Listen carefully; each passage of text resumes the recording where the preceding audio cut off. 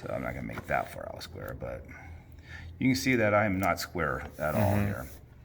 So actually I want to do this the other way, because I'm gonna miter these corners, and I'm a left-handed guy. So as you know, you're on the job site, no wall square. So what we're gonna do, instead of squaring up the room, we're gonna install, so if we're doing a 6-inch border, I'm gonna measure 6 1/4 out, snap a line, and then I'll run my material off that line. Now if you have to square up the room and it's an inch out, this side might be 6 inches, this might be 5 inches, that might be noticeable depending on how big the room is. So what we're gonna do, we'll make it 6 inches all the way around, and we're gonna miter it. So I'll just put it and line it from corner to corner. Careful with your fingers. Yeah. If I can see there. Why did you even square it out? Why? Because most time when you go to the job site, and then the walls are square. I don't know, maybe maybe they're square. Agree. Yeah, okay. So I thought it was just only my contract. So I'm gonna score it, snap it. Now since my back beveler's, that's sticker. Since my back beveler is set to the other, I'll just use my knife. And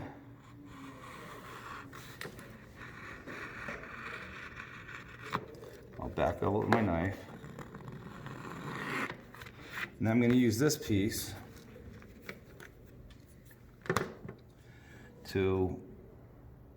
as a guide, and if I do it right, and trust me, I do make mistakes, but I figure everyone makes a mistake. What makes a good installer compared to a bad installer is the good installer will fix their mistakes. So hopefully I didn't make a mistake here, because I'm showing you guys, gals.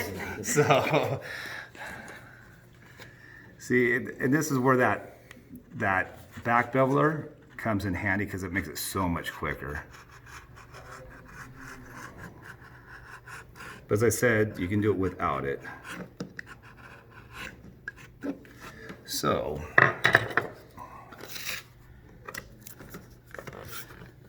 okay, it's actually fairly tight. I did good. So let me turn this a little bit.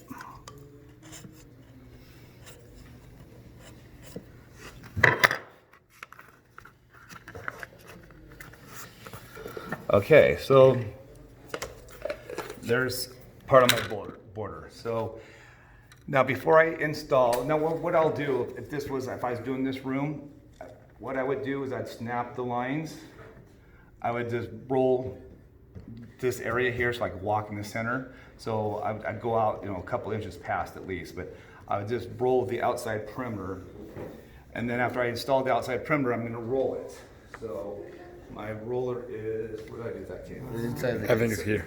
Excuse me. And why I'm rolling it is I want to make sure this doesn't move. Now, as you see, it comes right up. Once I roll it, if I have enough adhesive down,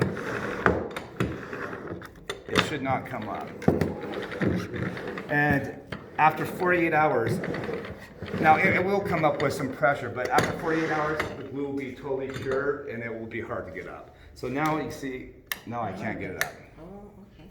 So if I really work at it, I could get it up, but as I said, this doesn't have a lot of pull strength, it has a lot of shear strength, so it doesn't move. So in this stage, if you have to pull it up, You can. does the glue go out? Or It all depends. I can actually, if I have, I didn't really, the glue usually stays on the floor, not the board.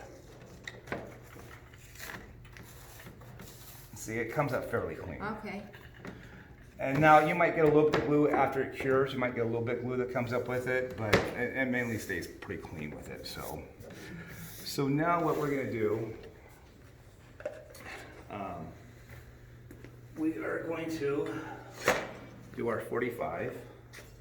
I'll just take this, And this is our little technique that we call this is cover what you keep. And actually, I'll make it so I have to do a fancy cut there in the center.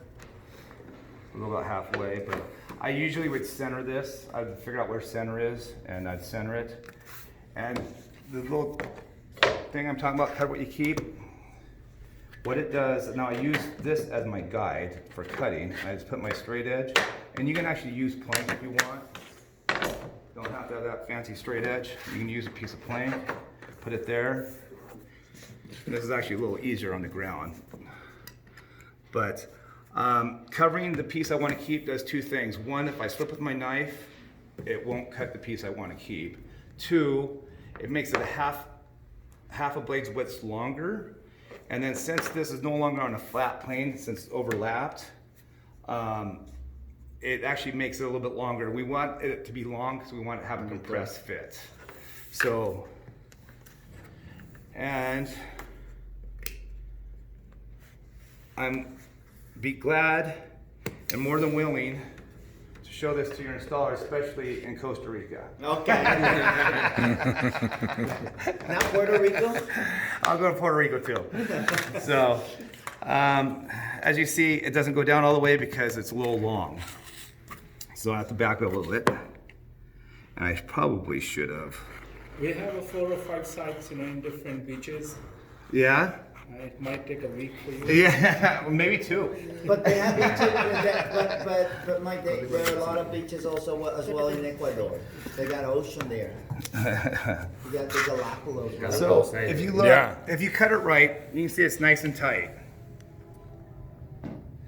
You couldn't get any filler in there if you want. That is the question, if you cut it right. Yeah, it takes some practice and stuff. I still make Patience. mistakes. And Yeah, patience and I still make mistakes. It happens. So, everyone's gonna do it. Now, because I'm just showing you, I'm not gonna worry about so much about the end joints. But actually, I want to tear this up because we're gonna do some herringboning too. Okay.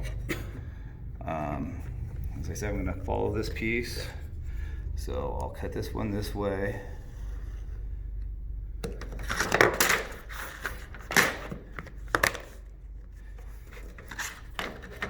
And cut this way. How far do you press? Not that hard. Actually, if you want to take the knife and just run it on. You don't have to push hard and you can snap it. I am not good with my hands. Okay. He has bandage. Yeah. have Band-Aid and more in the pharmacy of Okay, and then Javier Pharmacy. I don't think I did it enough. I think you did. Wow, I see. I did it. Wow. Yeah, I was gonna get the Band-Aid here.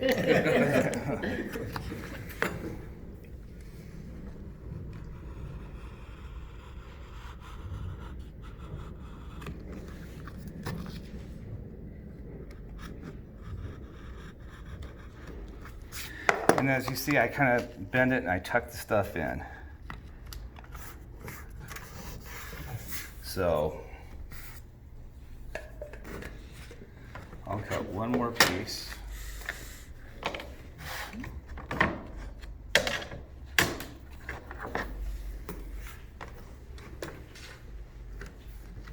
As I said, I'm not worried about these end joints because I'm doing it for this over here.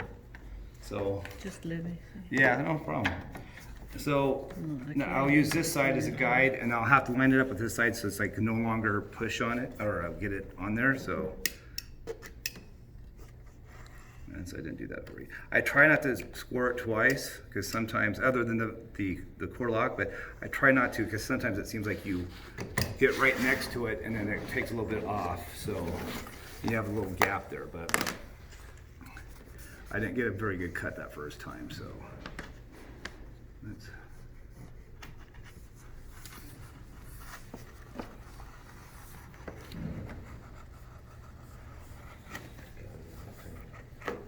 Es para nosotros. Okay, so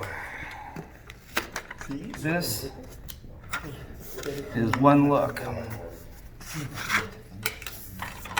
designs. Yeah. Okay, here, this one is a little, Is is it there off? any way to fix that? Yeah, I'd roll it because it's not pushed down all the way. I would roll it, but I will roll. I don't want to. Oh, when you roll it, yeah, it's yeah. Well, on this, I'd probably do it with the hand roller.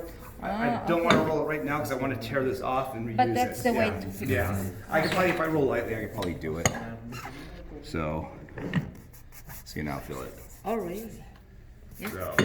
Nice. All right, so what KARNDEAN likes to be known for, not vinyl manufacturer, we like to be known as being a design flooring, so we want to do custom floors. So,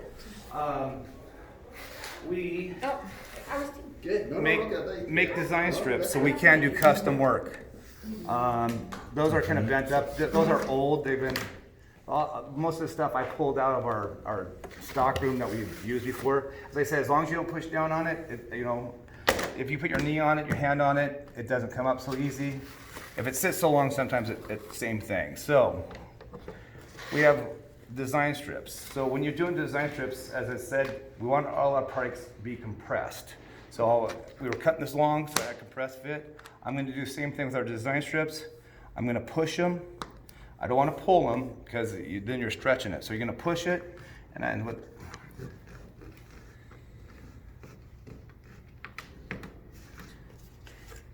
actually, I'm just going to cut this.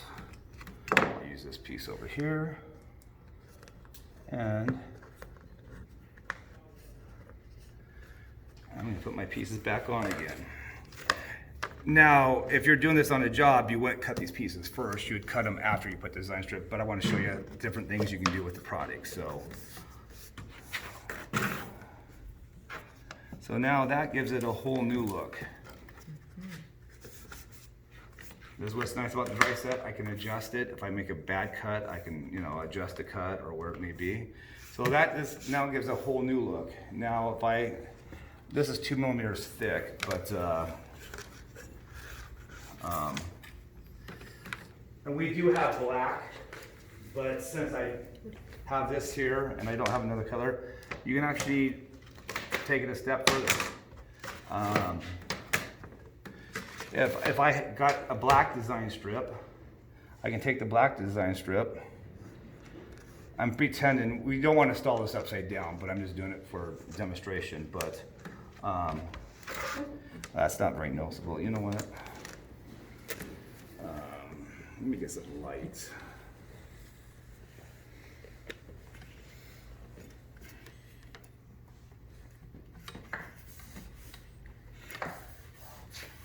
This is the wrong thickness, but it's a different color.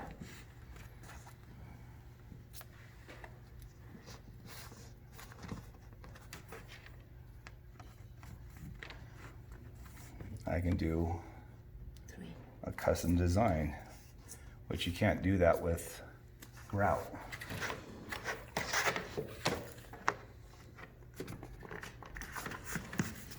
And this gives it a whole new look.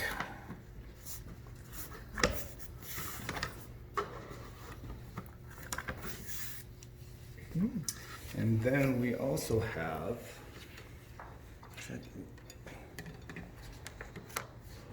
10 millimeters. So maybe we want to do it with 10. See, now, once you do this, unless someone else is selling KARNDEAN, they can't do this custom work because you can't do that with the grout. So, It's a selling point. yeah, it's a selling point. You know, if they want a custom look like this. For instance, in Puerto Rico, we do a lot of custom Design. judge. Okay. Because they like the maple and honey, I think Yeah. that they call it. The Bertrands, they have that from the factory, and sometimes they want to do it similar, and we have an installer that orders the materials from us, and he do it like custom. So,